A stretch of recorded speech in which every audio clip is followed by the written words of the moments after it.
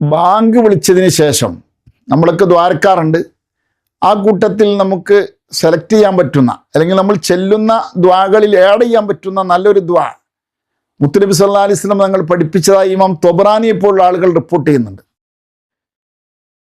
Bank വിളിച്ചതിന് ശേഷം അല്ലാഹുമ്മ റബ്ബ ഹാദിഹി ദഅവത്തി താമ്മ വസ്സലാത്തിൽ ഖായിമ സ്വല്ലി അലാ സയ്യിദിന മുഹമ്മദിൻ വഅലാ ആലിഹി വർള അന്നി റിളല്ലാ സുഖ്ത ബഅദഹു.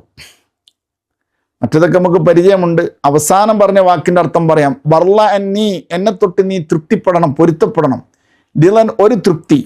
ലാ സുഖ്ത ബഅദഹു, അതിനുശേഷം നിനക്ക് എന്നോട് ഒരു ദേഷ്യമോ വെറുപ്പൊന്നും ഉണ്ടാവില്ല. അങ്ങനത്തെ തൃപ്തി ഏതാണോ അത് നീ ചെയ്യണം എന്ന് പറഞ്ഞുകൊണ്ട് അള്ളാഹുവിൻ്റെ തൃപ്തി ആവശ്യപ്പെടുന്ന, റിള ആവശ്യപ്പെടുന്ന നല്ല ഒരു പ്രാർത്ഥന മുത്തുനബി പറയുന്നു. ബാങ്കിന് ശേഷം ഇതൊരാൾ ഈ ഒരു മന്ത്രം, ഈ ഒരു ദ്വാ ഒരാൾ നിർവഹിച്ചാൽ ഇസ്തജാബല്ലാഹു ദഅവത്തു, അവൻ്റെ ദ്വാ അള്ളാഹു സ്വീകരിക്കുമെന്നാണ്, മറുപടി നൽകുമെന്നാണ്. അതുകൊണ്ട് അള്ളാഹുവിൻ്റെ പൊരുത്തം ആഗ്രഹിക്കുന്ന ആളുകളൊക്കെ ഇത് പ്രയോഗിച്ചു നോക്കുക. അള്ളാഹു നമ്മളെ സഹായിക്കുമാറാകട്ടെ. ഇമാം ത്വബറാനിയെ പോലുള്ള മഹാന്മാർ ഇത് റിപ്പോർട്ട് ചെയ്തിട്ടുണ്ട്.